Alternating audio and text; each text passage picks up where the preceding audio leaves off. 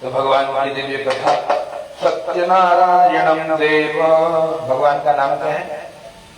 सत्यनारायण। क्या नाम है? सत्यनारायण। अब सत्यनारायण भगवान की कथा आप हम सुन रहे हैं ना, श्रवण कर रहे हैं। क्यों सुननी चाहिए भगवान की कथा? भगवान की कथा सुनने से जीवन में धर्म का उदय होता है। हाँ, धर्म का उदय। हम लोग जो अधार्मिक कर्म कर रहे हैं, अधार्मिक कर्म मतलब गंदे काम, हाँ गंदे काम, गंदे काम, गंदी बात, ये सब बंद हो जाएगी ना, है ना? और फिर क्या करेंगे? अच्छे काम, अच्छी बात। धर्म की सरल भाषा क्या है? हम अच्छे काम करने लग जाए ना, जीवन में अच्छा हो। अब देखिए, जैसा पेड़ हम बोते हैं, जैसा बीज लगाओगे वैसा फल मिलेगा ना। अगर आप बबूल के पेड़ लगाओगे तो क्या मिलेंगे? कांटे लगेंगे। आम के पेड़ लगाओ तो फल मिलेगा, है ना? तो दोहा कैसे? बोया पेड़ बबूल का तो आम कहां से पाए, और करता था तो क्यों किया, अब तरी क्यों उपजता है। अच्छा, आपको हमको अब हम धीरे धीरे बड़े हो गए, ये छोटा बच्चा एक है खाली, जिसको समझ में नहीं आ रहा कि कर क्या रहे हैं। हाँ, बाकी लोग समझदार है कि नहीं? तो आपको हमको ये सब पता है कि क्या करना चाहिए और क्या नहीं करना चाहिए। बताना है क्या? नहीं। अच्छा, क्या करना चाहिए? जो काम अच्छा लगे, जिससे हमको अच्छा लगे और जो सबको अच्छा लगे, वो करना चाहिए। और क्या नहीं करना चाहिए? जो किसी को अच्छा न लगे, जो हमको अच्छा न लगे, जो काम करने में डर लगे तो वो काम गलत है। हाँ? और जो काम हम सरेआम कर सकते हैं वो श्रेष्ठ है। इसलिए अधर्म, गंदी बात यहाँ कर सकते हैं क्या? सामने बैठ के गंदी बात करनी होगा, इतने लोग के बीच में कर सकते हैं? कर सकते हैं? नहीं कर सकते। उसके लिए एकांत चाहिए। अकेले बोल देंगे, पहले गाली भी देना हो तो अकेले, इतने लोग के बीच में बोलेंगे क्या? नहीं। इसलिए भगवान की कथा आपको हमको अच्छे कर्म सिखाती है। अच्छा काम करो, अच्छा काम करोगे अच्छा होगा। क्यों? जिंदगी जो हमको मिली है ना, ये भगवान की कृपा है ना। यहाँ जो मिल रहा है वो कहीं और नहीं मिलने वाला। मिलेगा? देह छूटा, खेला खत्म, है ना। जब तक शरीर है तब तक हम जो चाहे वो काम करें, चाहे अच्छे काम हो चाहे गंदे काम हो। इसके लिए भगवान ने आपको हमको फ्री छोड़ दिया है। छोड़ा कि नहीं? छोड़ दिया, फ्री। गीता में एक श्लोक आता है, क्या? कर्मण्येवाधिकारस्ते मा फलेषु कदाचन। सुने? कर्मण्येवाधिकारस्ते, आप लोग को कर्म करने के लिए परमात्मा ने स्वतंत्र छोड़ा है। स्वतंत्र, स्वतंत्र मतलब फ्री छोड़ा है, जो मन में आए करो। लेकिन कहा फल तो आपको भगवान ही प्रदान करेंगे। तो जैसा काम आप काम गलत करोगे तो बुरे कर्म का बुरा नतीजा। सुना? बुरा करोगे तो बुरा होगा। इसीलिए भगवान की कथा सुननी चाहिए ताकि हम अच्छे कर्म करें। अच्छा, अच्छे कर्म है क्या? क्या है? हाँ, गरीब को खाना खिलाना अच्छे कर्म। इससे क्या होता है? तुरंत पुण्य बढ़ता है। आपने किसी को खिलाया, तुरंत पुण्य बढ़ा। और बताओ गिनाओ, आप एक एक अच्छे कर्म बताओ। आप बताओ वही क्या अच्छा? वो तो सही है, पर कौन सा अच्छा काम है ये बताओ।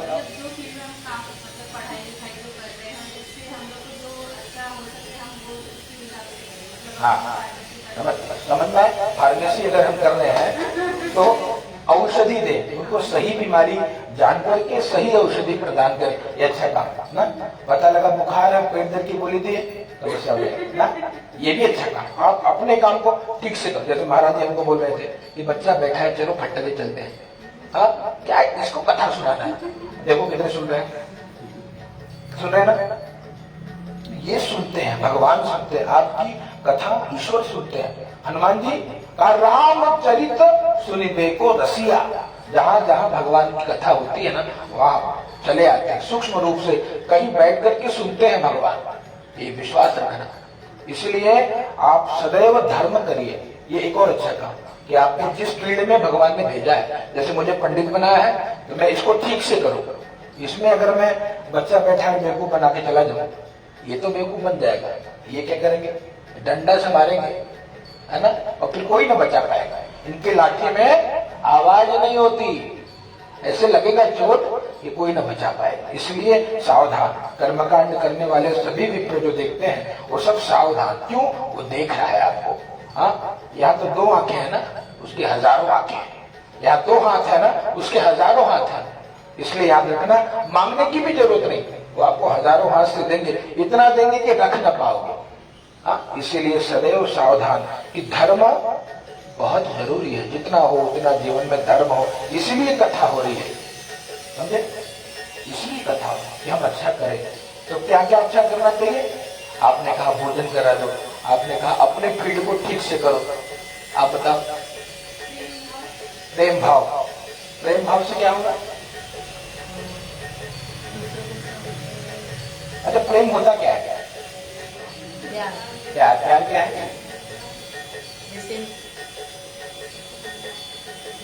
मैं अपनी मम्मी को बहुत प्यार करती हूँ। क्या बात है, यही प्यार है। ये जो लड़का लड़की आई लव यू करते हैं, ये वाला प्यार नहीं है। मैं अपनी माँ को बहुत प्यार करता हूँ, यही प्यार है। हाँ, जिसने अपने माँ बाप से प्रेम नहीं किया उसको कहीं प्रेम न मिलेगा। जिसने इतना से लेके इतना बड़ा कर दिया, उसके सामने कोई आकर के आई लव यू करे, हाँ, और वो 20 साल का प्रेम भुला जाए तो हम बहुत बड़े पापी हैं। नरक में भी जगह नहीं मिलने वाली। क्यों? इसने बहुत प्रेम किया है। हाँ, गीले में अगर तुम सोते हो तो वहां स्वयं सोकर सूखे में सुलाने वाला कोई है तो आपके माँ बाप है। ये प्रेम है। जैसे मैं अपने माँ से बहुत प्रेम करता हूँ, हाँ, ये प्रेम है। तो सबसे प्रेम करना चाहिए। प्रेम कैसा हो? धर्मपूर्वक। हाँ, शादी होगी, पति भी आएगा, पति से प्रेम करो, आगे बच्चे होंगे, बच्चों से प्रेम करो, लेकिन कैसे? धर्म के अनुसार। धर्म को छोड़ करके फिर कोई बचाने वाला नहीं है, ये नियम। और आप बताओ। पीड़ित की सहायता, कोई दुखी है, अगर आपको भगवान ने सामर्थ्यवान बनाया है, उसकी मदद करो। सबसे बड़ा धर्म अगर कुछ है, परहित सरिस धर्म नहीं भाई, और पर पीड़ासम नहीं अधमाई। अगर आपके कारण कोई दुखी है जगत में तो आप पाप कर रहे हो। माँ बाप का दिल दुखाओ, कभी सुख न मिलेगा। आपके साक्षात भगवान कौन है? आपके माता पिता। धरती पे रूप माँ बाप का उस विधाता की पहचान है, वही परमात्मा है। इसलिए माँ बाप की जिसने सेवा करी उसको सब कुछ मिल जाता है, सारे ग्रह अनुकूल हो जाए। एक सूत्र याद रखना। इसलिए जितना मौका मिले पिताजी के चरण को दबाइए, सारे ग्रह ठीक हो जाते हैं। हाँ, माता का को पीड़ा हो रही है, माँ की सेवा करिए, पिता की सेवा करिए। जिसने माता पिता की सेवा कर ली उसको और किसी की सेवा करने की आवश्यकता भी नहीं। एक क्षेत्र है, क्या नाम है उसका? पंढरपुर। जानते हैं? पंढरपुर नहीं जानते? विठल को जानते हैं? विठल विठल विठला, वही है पंडरीनाथ महाराज। और उनके भक्त हैं पुंडरीक जी। पुंडरीक जी ने क्या किया? माता पिता की खूब सेवा करी, भगवान चले आए, उनकी सेवा से प्रसन्न हुए। जिसने माता पिता की निस्वार्थ भाव से सेवा कर ली तो देवता भी चले आते हैं धरा। प्रमाण है पंढरपुर, एक दो लोग नहीं जाते, लाखों करोड़ों की भीड़ लगी रहती है। कभी जाकर देखना अवसर मिले, बगल में ही है यह पंढरपुर, दर्शन करना अद्भुत। वहां आकर के कहा भैया, आकर के भगवान द्वार पे खड़े हुए और पुंडरी को कहते हैं कि बेटा तेरे पुण्य से मैं बहुत प्रसन्न हूँ, चल तुझे शरीर के साथ स्वर्ग की यात्रा कराऊंगा, वैकुंठ ले चलता हूँ, तुझे मरने की जरूरत नहीं, ऐसे चलता। कहा नहीं नहीं नहीं, किसने बुलाया? क्या मैंने आपको बुलाया प्रभु? कहा नहीं। तो बोले ईंटा रखा था, ईंट को फेंक दिया बाहर, कहा उसको खड़े रहिए, सेवा कर लो तो आता हूँ। और वही खड़े हैं ऐसे, सुंदर ते ध्यान उभे बिटे मरी, कर कटी भरी ठेउनिया। यहाँ पर भगवान कटी पे दोनों हाथ ऐसे, देखो याद है, वही विठलनाथ आज तक खड़े हैं। तो जिसने माता पिता की सेवा कर ली उसको और देवी देवता पूजने की जरूरत नहीं है। तो बालिका ना माता पिता की सेवा, सेवा भाव होना चाहिए, कोई मिल जाए परहित से, यही धर्म है। अच्छा, किसी ने गोस्वामी जी को पूछा कि महाराज जी धर्म की परिभाषा बताइए। गोस्वामी जी कहते हैं भैया परहित तरी से धर्म नहीं भाई, सबसे बड़ा अगर धर्म कुछ है वो परहित है, आपके रहते सबका हित हो जाएगा, यही धर्म है। और अधर्म क्या है? कहा पर पीड़ा, अगर आप दिल दुखा रहे हो। इसलिए एक भजन है ना, नहीं चाहिए दिल दुखाना किसी का, कभी दिल न दुखाओ। ये बहन आज मिल गई है, कुछ दिन बाद ससुराल चली जाएगी, तब कहाँ मिलेगी? हाँ, खूब प्रेम करो, मिलेगी नहीं जरूर। अभी लड़ना झगड़ना ठीक है, ये भी अच्छा विषय है, लेकिन खूब प्रेम करो। जब तक यहाँ है ये सही लक्ष्मी, आपके घर की लक्ष्मी है, ये तीनों लक्ष्मी है। हाँ, इनसे प्रेम करोगे मौज करोगे, इनसे लड़ते रहोगे तो दिक्कत ही होगा। क्यों? इसलिए दिल ना दुखाओ, हंसना खेलना रूठना मनाना तो अच्छी बात है। तो ये बालिका ने कहा, क्या कहा है? पीड़ित की सहायता है ना, वो पीछे वाली बालिका।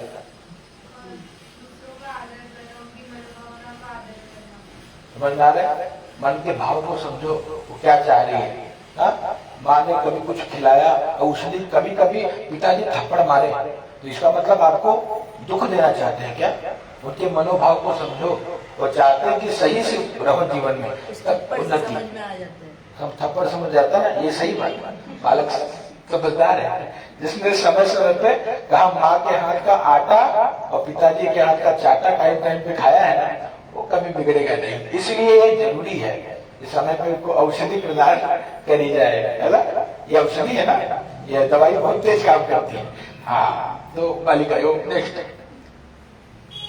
सबको खुश रखना, किसी को भी दुख नहीं बांटना, किसी को दुख नहीं बांटना, किसी को भी दुखी नहीं करना है, किसी को दुख नहीं करना, वही बात, परहित सरी धर्म नहीं पाई। तो ये सब जानते हैं, सबको पता है, और जानने के बाद भी जो गलती करे उसको पाप कहते हैं। अनजाने में पाप नहीं। जैसे आज क्या है? एकादशी, एकादशी है, एकादशी को क्या करना चाहिए? नहीं मालूम तो गलती भी क्षमा है। अगर मालूम हो तो जैसे एकादशी को चावल नहीं बनाना चाहिए, नहीं खिलाना चाहिए, न खाना चाहिए, महान पाप होता है। अब जान गए, अब से एकादशी को चावल कभी मत बनाना, है ना? अनजाने में क्षमा है, लेकिन एकादशी का व्रत तो सबको रहना ही चाहिए। एक व्रत करोगे, ये व्रत आपके साथ जाएगा, देह छूटने के बाद यही पुण्य आपको वैकुंठ यात्रा कराएगा। और वो व्रत है केवल एकादशी का व्रत। हाँ, पुराणों में लिखा है एकादशी और गंगाओं तुलसी तला, गंगा जी का जल, तुलसी जी का की सेवा, ये आपको वैकुंठ ले जाते हैं, नरक में नहीं जाने देते। नरक जानते हो क्या होता है? जहाँ मारते लोग, वो कौन सा एक फिल्म आया था, अपरिचित, देखिए किसी ने देखा? अपरिचित देख लेना, यूट्यूब पे सर्च कर, देखा जिसने? उसमें नरक के बारे में बताया है। उसको खोलते हुए तेल में तल देते हैं पकौड़े की तरह, उसको कीड़े खा जाते हैं, कुंभी पाकम, उसको डंडे से मारते जब तक मर न जाए, उसको हाथी के नीचे कुचला जाता है। ये सब नरक की यात्रा है। अभी मजाक लग रहा है, लेकिन बाद में यही सत्य है। अच्छा, माया क्या करती है जानते हो? माया जो सत्य है उसको छुपा लेती है। जैसे भगवान सत्य है लेकिन दिखाई नहीं पड़ते, दिखते हैं क्या? नहीं। जो असत्य है वही दिखते। संसार दिख रहा है लेकिन ये असत्य है। हा? ये आज कल जैसा था का ये परिवर्तन जिसको बोलते हैं मिथ्या। मिथ्या समझा? वेदांत की भाषा है। ब्रह्म सत्यम और जगत मिथ्या। मिथ्या मतलब न सत्य है और न झूठ है। झूठ भी नहीं है और सच भी नहीं। ये क्या है? मिथ्या है। मिथ्या मतलब कहा परिवर्तनशील है। जैसे कोई फिल्म में कोई कुछ किरदार मिला, हा? तो हमारे एक कोई किरदार मिला, अब मेरे पास हजारों बंगले हैं, मैं बहुत बड़ा सेठ हूं, दिखाते हैं। तो बाद में क्या होता है? उसको उसके काम का पेमेंट देके हटा देते हैं। कुछ ना उसका बंगला है ना कुछ है। ऐसे ही है ये संसार। यहाँ किसी का कुछ नहीं है। हा? कुछ किरदार मिला है भगवान जो, अगर जो ठीक से कर रहा है उसको सब मिल रहा है, हा? जिसने नहीं किया उसको नहीं मिल रहा है। तो ये सत्य है। कहने का अभिप्राय इतना कि आप हम जानते हैं और जानकर भी गलती करें तो हमको कोई क्षमा करने वाला नहीं है। इसलिए वैष्णवों को एक व्रत हमेशा रहना चाहिए, वह एकादशी का व्रत। कैसे रहना चाहिए? जैसे रह पाए। अगर आप लोग बिना जल के रह पाओ उत्तम है, बिना पानी पिए रहो। अगर नहीं रहा जाता तो पानी पी के व्रत रहो। पानी पी के नहीं रहा जाता तो फलाहार कर लो। फलाहार मतलब फ्रूट्स खाना, है ना? ये साबुदाना खिचड़ी नहीं, साबुदाना वड़ा नहीं, क्या? फलाहार। व्रत में केवल फलाहार ही करना चाहिए, बस। इसके बाद कुछ नहीं है। इसके बाद जो बनते हो फिर कौन सा व्रत करें भगवान जाने। फलाहार करिए। आप फ्रूट है खूब फल खाइए, 2 किलो 5 किलो 10 किलो। उसके अलावा और कुछ आहार में नहीं लेना, यही व्रत है। तो एकादशी को फलाहार करिए। अब इसके बाद मान लो कोई न रह पाए, लोग चटोरे लोग हैं, तब साबुदाना खाओ चाहे जरूर खाओ, लेकिन फिर भी अन्न न खाइए। अब मान लो उतने पे भी नहीं रहा जा रहा है तो पूरी सब्जी बना खा लो, लेकिन चावल नहीं खाना चाहिए। कब नहीं खाना चाहिए? एक दिन पहले भी नहीं, और एक दिन पहले मतलब शाम को भी नहीं। जैसे आज एकादशी है, कल शाम को भी चावल मत खाइए, अगले दिन द्वादशी की सुबह भी चावल मत खाइए। रोटी या कुछ खा के आप पारण कर लीजिए, उसके बाद आप कुछ खा सकते हैं। तो ये नियम है हमारे, समझे? गंगा गले में माला, हम लोग ब्राह्मण है कि नहीं, है ना?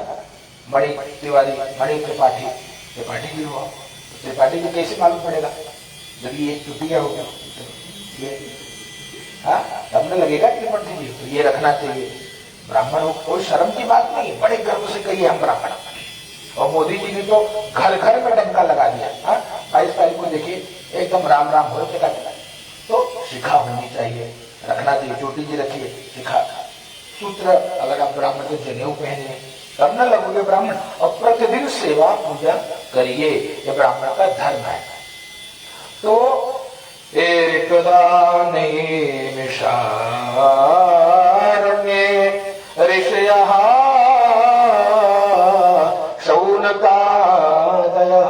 शौनकादि 88,000 ऋषि मुनि विचार करते हैं भैया का। क्या विचार करते हैं? कि घोर कलयुग जब आएगा तब कलयुग में सभी लोग दुखी होंगे, सारे लोग दुखी होंगे। कैसे दुखी? कोई तन दुखी, कोई मन दुखी, कोई धन बिनु रहत उदास। कोई तन से दुखी, कोई मन से दुखी, कोई धन के बिना दुखी। सारा संसार दुखी होगा इस कलयुग में। ऋषियों को बड़ी चिंता हुई, और जब चिंता हुई तो कहाँ पहुंचे? कहा भगवान के पास गए और भगवान से विनती करी। कौन भगवान? कहा गुरुदेव भगवान। देखो याद रखना, माता पिता और गुरु ही इस धरा पे भगवान है, और दूसरे कौन भगवान? माता पिता और गुरु की पूर्ण विश्वास, इनको भी भगवान मानो, तब कल्याण होगा। इन्होंने जो आदेश दिया उसका पालन करना ही शास्त्र है, धर्म पूर्वक। तो गुरुदेव भगवान से सूत जी महाराज के चरणों में प्रणाम किया और प्रणाम करके पूछा कि महाराज उपाय यदि जानाते कृपया कथया प्रभु।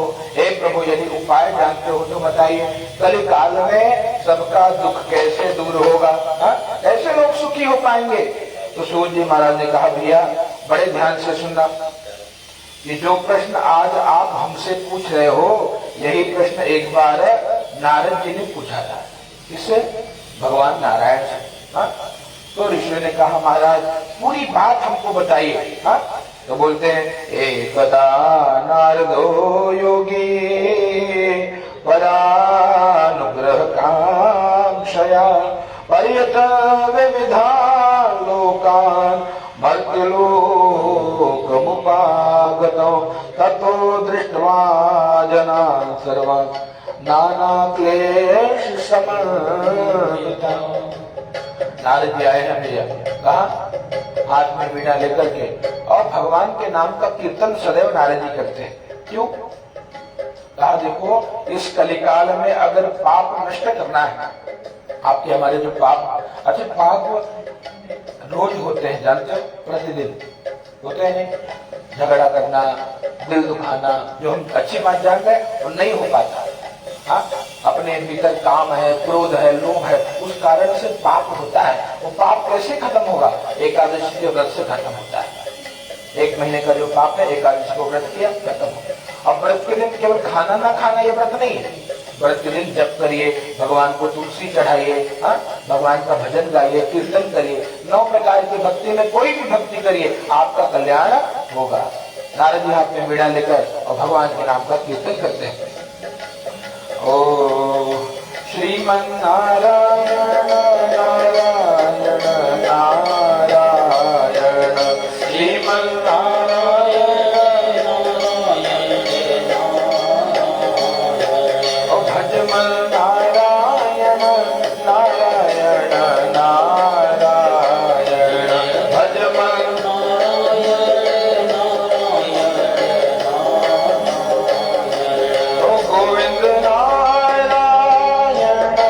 गोविंद नारायण गोविंद नारायण गोविंद नारायण ओ भजमन नारायण नारायण नारायण।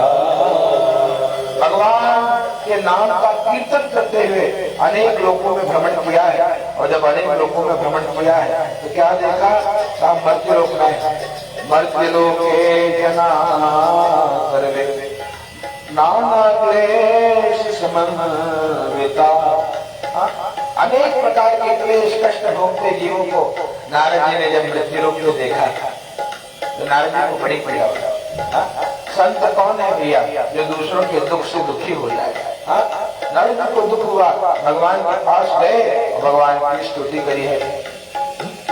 ओ नमो नमस्ते कनिकाप्रभाय भूषणधाराय सुमंगलाय नमो नमस्ताय सहस्रमूर्तये सहस्रपादाक्षि शिरोरुहाय सहस्रनाम्ने पुरुषाय शाश्वते सहस्रकोटि युगधारिणे नमः सहस्रकोटि युगधारिणे नमः सहस्रकोटि युगधारिणे। नारद जी ने स्तुति के लिए भगवान हे प्रभु आप अनंत शक्ति संपन्न हो, आप आदि मध्यांतहीनाय निर्गुणाय गुणात्मने, आदि मध्य अंत से परे हो भगवान। आप निर्गुण निराकार भी हो, आप सगुण साकार भी हो, आप सबसे शक्तिशाली हो। हे प्रभु आपको बारंबार नमस्कार है, और भगवान को नमस्कार करके और भगवान से कहा भक्त्यानां आर्तिनाशन, हे प्रभु भक्तों का दुख दूर करते हो, तो आप सभी भक्तों का दुख दूर करिए। भगवान ने कहा भैया नारद किसका दुख दूर करना है? कहा प्रभु मर्त्य लोक ये जना सर्वे नाना क्लेश समन्विता। मृत्यु लोक में सभी लोग दुखी हैं, सभी के जीवन में दुख है, यहाँ कोई ऐसा नहीं जो सुखी मिले। क्यों दुखी है? पूर्व जन्म का पाप, एक जन्म का पाप नहीं होता, पूर्व अनंत जन्मों के हमारे पाप है। नारद का भीष्म पितामह को बाणों की शैया मिली, जानते हो? देखिए महाभारत, भीष्म पितामह को बाणों की शैया लगी और पड़े रहे बाणों की शैया पे। पूरा महाभारत देखा, युद्ध देखा है, बहुत पीड़ा। आप सोचो एक सुई लगी रहे और निकाला ना जाए, ऐसा लगेगा, बहुत दुखेगा ना। पूरे शरीर में बाणों से वेधित है और पूरा महाभारत देख रहे हैं, कितना पीड़ा हो रहा था। लेकिन फिर भी कहा ये क्यों हुआ? जब अंत समय हुआ पितामह का, पितामह जाने लगे देह को छोड़कर, गोविंद आए। गोविंद को कृष्ण भगवान गोविंद आए तो कहा, गोविंद मैंने ऐसा कौन सा अपराध किया था जिस कारण से मुझे इतनी पीड़ा मिल रही है? गोविंद ने कहा, है पितामह, कहा 100 जन्म पूर्व आप एक राजा थे और राजा होने के बाद एक बार आप मार्ग से जा रहे थे, आपने देखा एक सर्प आपके रथ के नीचे आ जाता, आप उतरे, उस सर्प को आपने बाण से उठाया, उठा करके बगल में झाड़ी में डाल दिया। तो बोले इसमें मैंने कौन सा पाप कर लिया? ये तो अच्छा काम है ना? ये तो अच्छा काम है, उसका जीवन बचा लिया, तब काय का पाप?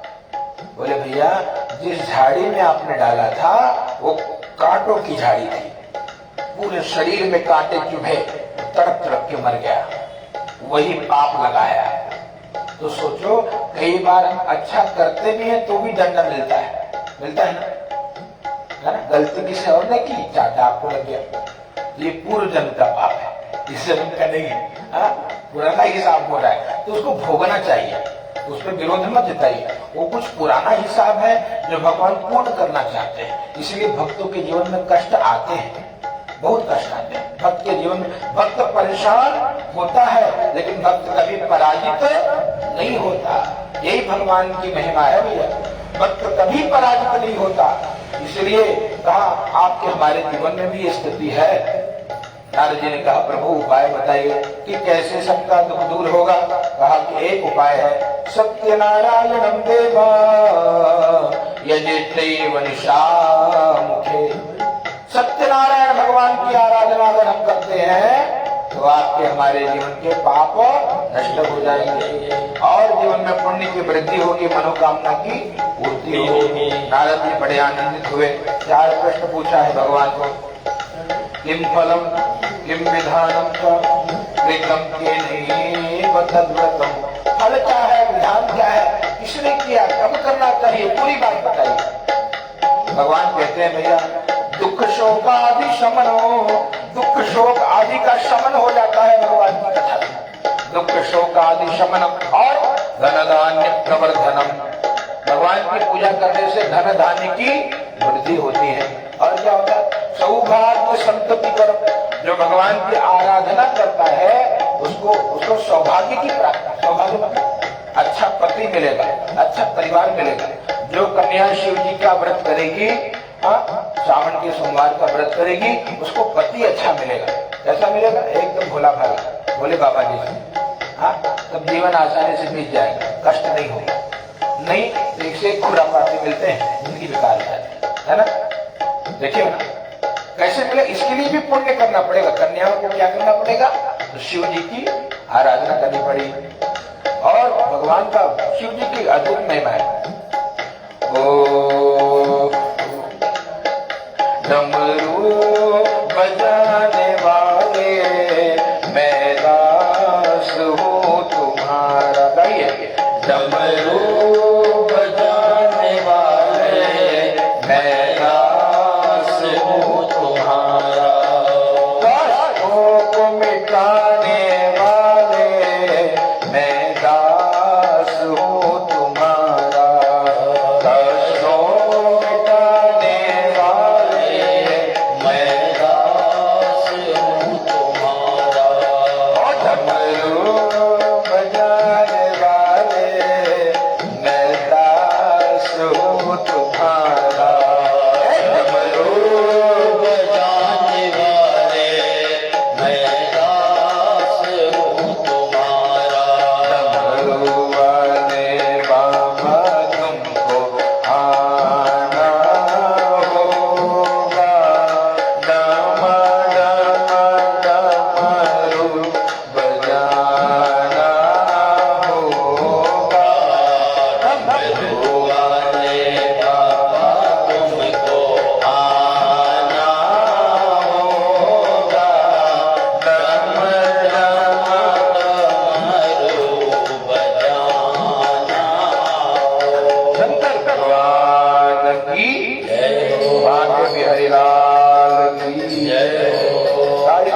से भोलेनाथ की आराधना करने से सभी कष्ट दूर हो जाते हैं। अच्छा, गृहस्थों को कितने देवता की पूजा करनी चाहिए मालूम है?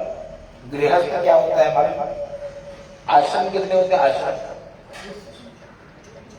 बताओ। हाँ, नहीं मालूम है? मैं बता रहा हूं, 4 आश्रम होते हैं। हाँ, क्या होता है? पहला आश्रम है ब्रह्मचर्य आश्रम, है ना? पहला क्या है? ब्रह्मचर्य। 25 साल तक अपने आप को तेजस्वी बनाए, ओजस्वी बनाए। हाँ, विद्यार्जन करें, पढ़ाई का समय होता है 25 साल तक। मन को कॉन्सेंट्रेट करके पढ़ाई करके अपने आप को और व्यायाम करके बलशाली बनाया जाए अपने आप। हाँ, योग करके प्राणायाम करके 25 साल तक अपने आप को स्वस्थ बनाए, मस्त बनाए और व्यस्त बनाए। व्यस्त रहो, खाली रहोगे तो खाली दिमाग शैतान का घर होता है, खुरापात करेंगे तब ना। अच्छा, दिमाग में खुरापात कब आता है? जब हम खाली बैठे। इसे खाली कभी नहीं बैठना। 25 साल तक जो खाली बैठेगा वो खुरापाती बनेगा। क्या करिए? व्यस्त रखो, खेलते रहो, खेलो कूदो, व्यस्त रहो, भजन करो, कीर्तन करो, सब कुछ करो, कोई रोक टोक नहीं है। लेकिन सबका समय होता है, पूजा का समय है, पढ़ने का समय है, योग का समय है। योग कब करते हैं? खाली पेट, सवेरे उठ के कपाल भाती। क्या होगा? तेज बढ़ेगा। हाँ, अनुलोम विलोम बाबा जी करवाते हैं ना सवेरे। कौन बाबा? रामदेव जी। हाँ, ये करो, इससे क्या होगा? शरीर में रोग नहीं आएंगे। कितना करना है? रोज 10 मिनट बस। बुखार भी नहीं होगा, ये अलग है। जिसको बीमारी होती है क्या करे? कपाल भाती। एक ये 5 मिनट, एक ये।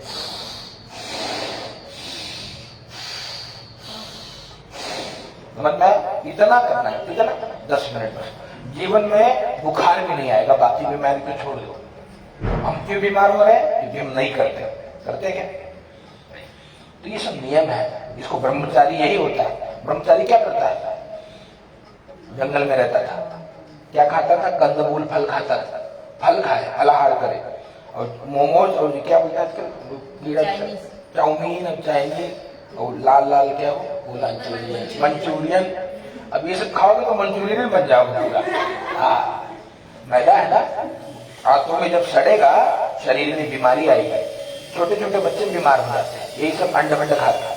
हाँ, क्या नाम? मंचूरियन और मोमोज, कुरकुरे और पैकेट के फूड जितने पेपर, ये सब नहीं खाना चाहिए। 25 साल तक तो बिल्कुल मत खाइए।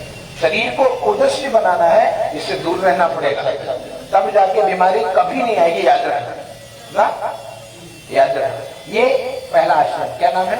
ब्रह्मचर्य। क्या नाम है? दूसरा क्या है? गृहस्थ। क्या नाम है? गृहस्थ। गृहस्थ मतलब विवाह कर लेना। हाँ, माता पिता ढूंढेंगे बढ़िया, आप जितने योग्य हो उतना योग्य लड़का विवाह हो जाएगा या लड़की आपको प्राप्त हो जाएगी ना। ये गृहस्थ आश्रम में क्या काम होता है? ब्रह्मचर्य में तेजस्वी बने, गृहस्थ में अपने जैसा बालक उत्पन्न करना, तेजस्वी बालक, तब जाके राम राज्य आएगा, है ना।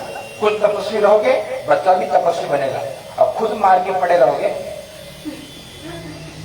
पेटवार में उसे ले लेगा ना, लेके नहीं लेगा, धीरे धीरे लेने लगेगा। इसलिए बच्चों के सामने माता पिता को किसी प्रकार का दुर्व्यवहार नहीं करना चाहिए। बुरे आचरण नहीं, वो सीखेगा, और सीखेगा तो उसको समझा नहीं पाएगा। दूसरा आश्रम संतानोत्पत्ति और खूब कमाओ, बंगला गाड़ी जो लेना है सब बनाओ खूब, 50 साल की अवस्था तक। दूसरा आश्रम क्या नाम है? गृहस्थ। गृहस्थ आश्रम सबसे बढ़िया आश्रम है, गृहस्थ आश्रम। क्यों? यहाँ ब्रह्मचारी को भी भोजन मिलता है। आप लोग ब्रह्मचारी हो, बोलो आप लोग ब्रह्मचारी हो, आप लोग को भोजन मिलता है ना टाइम पे? यही मिलता है गृहस्थ। और हाँ, मान लीजिए कोई सन्यासी आ गया, बाबा जी आ गए, तो वो कहाँ पाएगा? यही पाएगा। इसलिए सबसे श्रेष्ठ आश्रम कौन सा है? खा धन्यो गृहस्थ आश्रम। गृहस्थ आश्रम धन्य है भैया ना, इसलिए वो आश्रम श्रेष्ठ है। इसलिए शादी करना पाप नहीं है, सबसे पुण्य काम है। विवाह सबको करना चाहिए। हाँ, क्यों? का इससे सबकी सेवा होती है, बच्चों की भी, ब्रह्मचारियों की भी, सन्यासियों की भी। डाउट लोग पूछना। कुंवारे रहना भी पाप देते हैं। हाँ, रहना बहुत बड़ा पाप है। क्यों? अगर आप विवाह नहीं करो और मन में पाप आए तो घोर पाप लगेगा। अगर आपको सन्यासी बनना है तो संन्यास ले लीजिए, बाबा जी बनिए, टकला उकला होइए, सर से बाल निकालिए, चोटी रखी मोटी, और ये भगवा कलर का पहनिए, बनिए, आपको दुनिया की क्या करेगी। हमारे योगी जी मुख्यमंत्री हैं, योगी आदित्यनाथ, पूरी दुनिया कांपती है उसके नाम, ऐसा संन्यास है, ये बहुत बड़ा काम। लेकिन इसके लिए बाबा जी होना चाहिए, अंदर से भी बाबा जी हो। पता लगा अंदर से पुरुष स्त्री को ढूंढ रही है, स्त्री पुरुष को ढूंढ रहा है, वो लड़की आपको अच्छी लगती है, वो लड़का अच्छा लगता है, और बाबा जी बनोगे तो क्या करोगे, वो जेल में जाओगे सीधा, बच के रहेंगे। इसलिए आशा ना, बाबा जी बनना अच्छी बात है। अगर आपके अंदर शुद्ध भाव है, अगर आपको सब स्त्री माँ दिखाई पड़े, तब आप बाबा जी बन जाओ। और कोई स्त्री अगर पसंद आने लगे, चाहे लड़की, हाँ, तो बाबा जी मत बनना, तो विवाह करना अपनी बहुत बुरी तरह फंसो। ऐसी लड़कियों के लिए अगर कोई पुरुष अच्छा हमको पिता तो नहीं नजर आ रहे हैं, तो बाबा जी बनो, समाज की सेवा करो, देश के लिए प्राणों की आहुति दो, बहुत बड़ा काम है। लेकिन अगर कोई लड़का अच्छा लगने लगे, तब समझना कि अंदर कुछ गड़बड़ है, हाँ, अंदर के हार्मोन्स थोड़े खराब है, हाँ, तो उससे बचने के लिए क्या किया जाए, विवाह का। माता पिता श्रेष्ठ वर ढूंढेंगे, विवाह करो, संतान उत्पत्ति करो, ये अच्छे काम है, तो ये जरूरी है। दूसरा आसन क्या नाम है इसका, ब्रह्मचर्य। अच्छा एक बात और, लोग पूछते हैं कि महाराज जी अंदर के हार्मोन्स को कैसे कंट्रोल करें ना, जवानी है, जवानी में मन में काम आवता, कैसे बचा जाए, हाँ, तो उसके लिए भी शास्त्र ने रास्ता बताया है। क्या करना चाहिए हमको, प्राणायाम करना चाहिए। जब ज्यादा मन में भाव आए तो प्राणायाम, 10-5 मिनट में आपका मन शांत हो जाएगा। इसलिए ब्रह्मचर्य आश्रम में प्राणायाम करते थे योगी रखे, आपके मन में सबके प्रति प्रेम भाव उत्पन्न होगा, आदर होगा, दुर्व्यवहार उत्पन्न। इसलिए प्राणायाम करना चाहिए, और तामसिक वस्तुएं खानी नहीं चाहिए। तामसिक वस्तुएं मतलब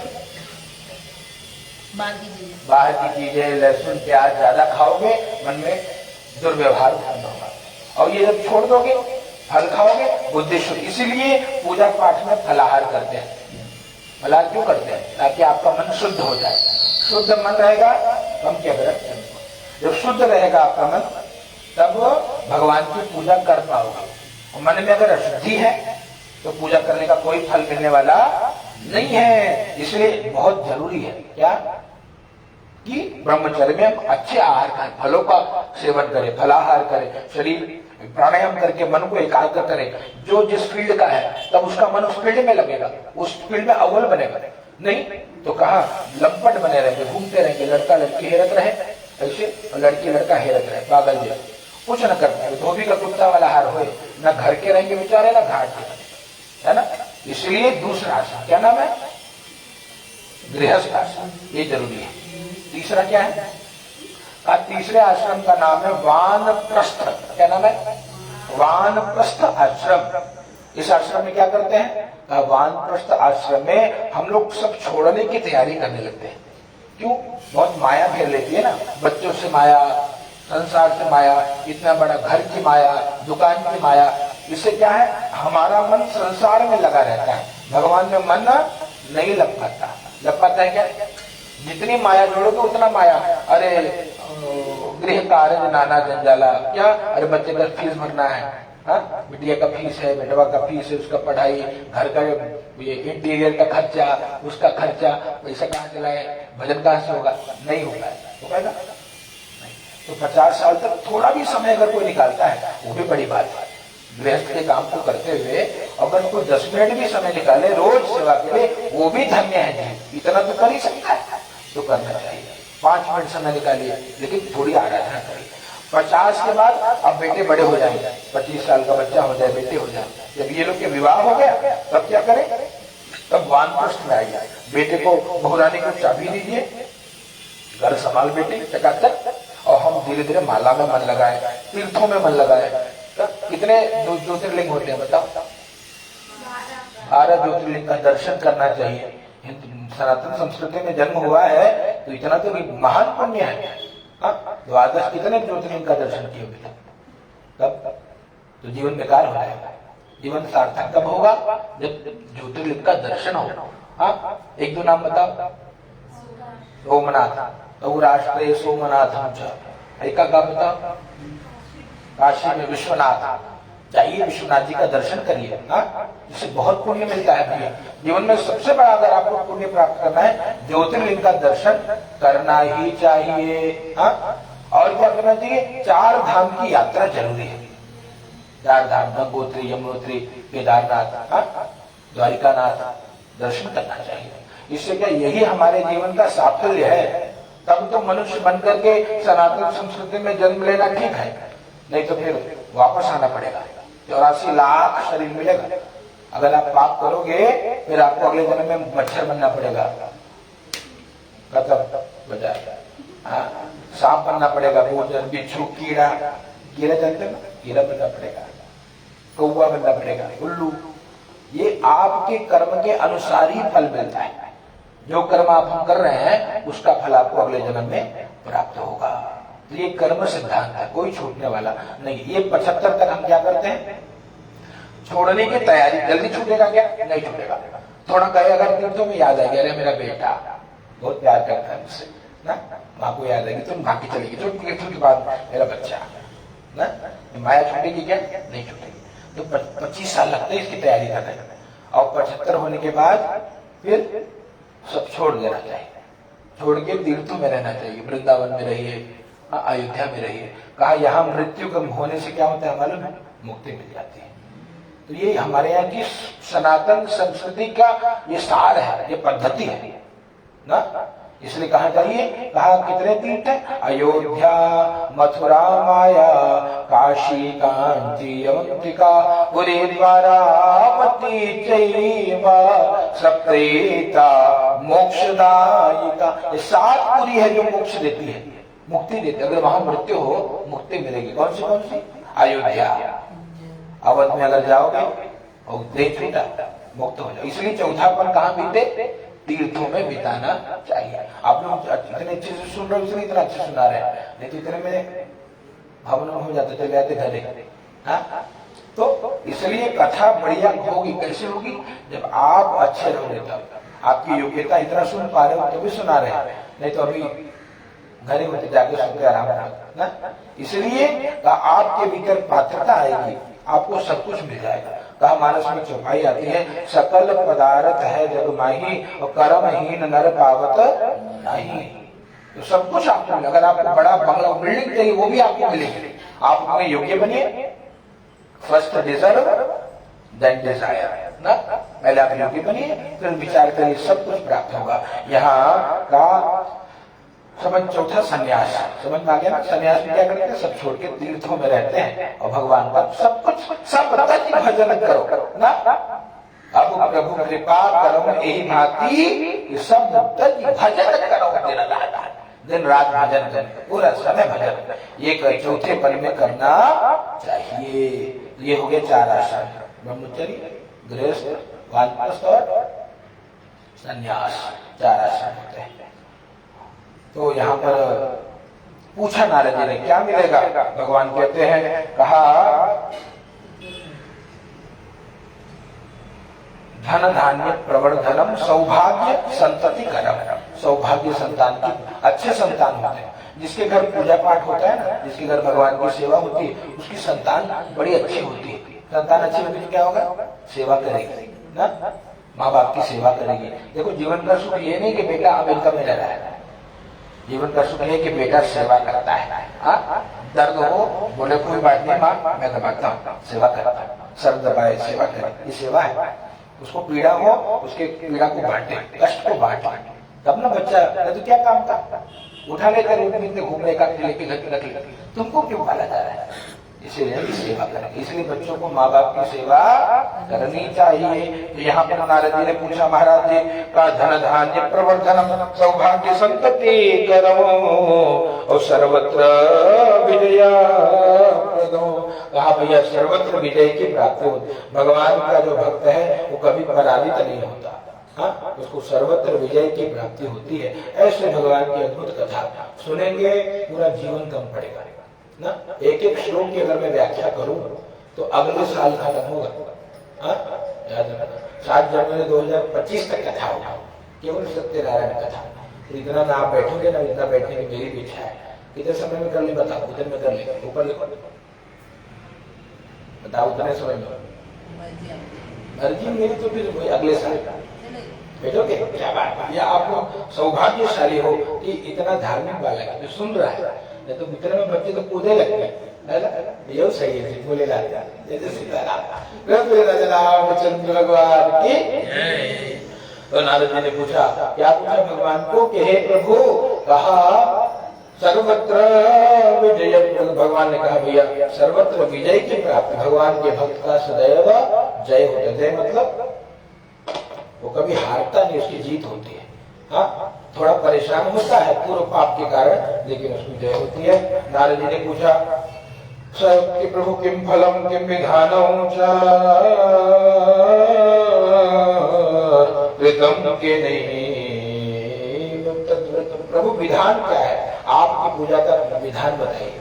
भगवान ने कहा देखो भैया नारद, पूजा तो अनंत है ना? हरि अनंत, हरि कथा अनंत। और कहा ही सुनई बहु विधि सब संता। सभी संत ब्राह्मण अपनी अपनी योग्यता के अनुसार पूजा करते हैं। इसलिए पूजा पाठ में अच्छे ब्राह्मण को बुलाइए। क्यों? आपको समझ में आएगा कि हो क्या है। नहीं तो लोग बोलते हैं महाराज 50 साल से कथा कर रहे हैं, बोले क्या किए हो कथा में? बोले हम कर जाए, पंडित जी जाए।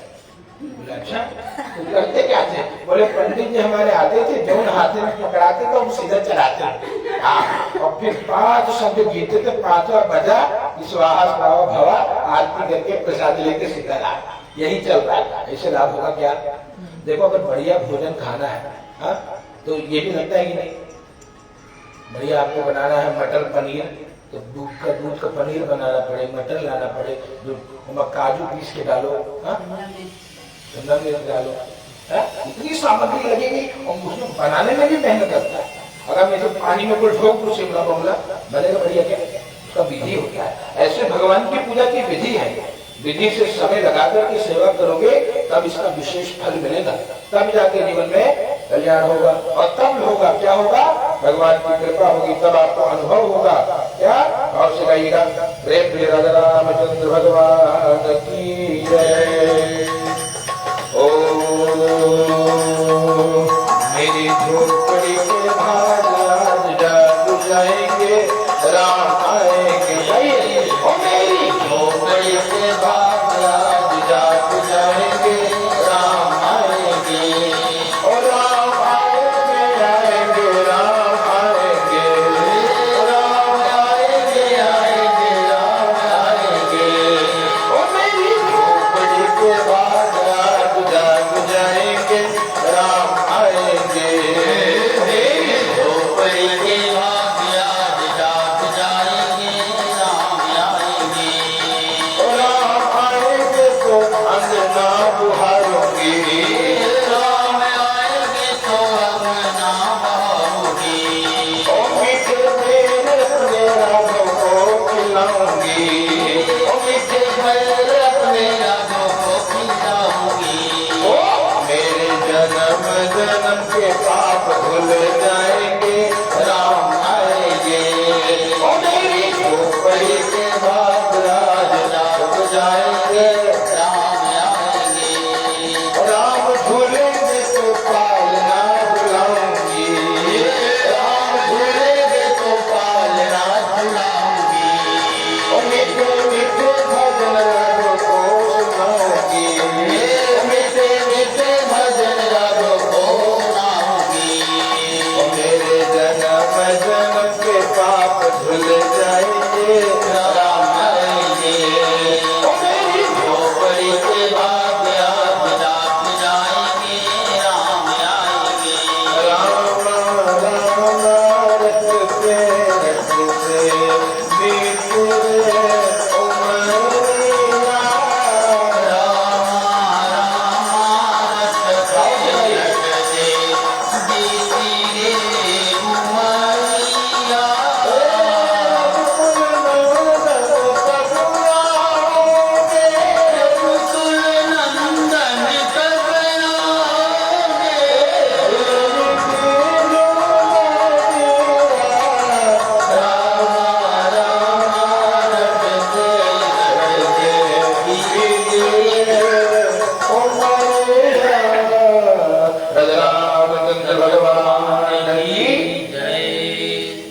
भगवान, तब लगेगा कि मेरे घर में राम आए हैं ना, तब आपको आनंद आएगा। तब लगेगा कि जीवन में आनंद की वृद्धि हो। देखिए, धर्म करने से ही जीवन में सुख बढ़ने वाला है, इसलिए धर्म करने से कभी कतराना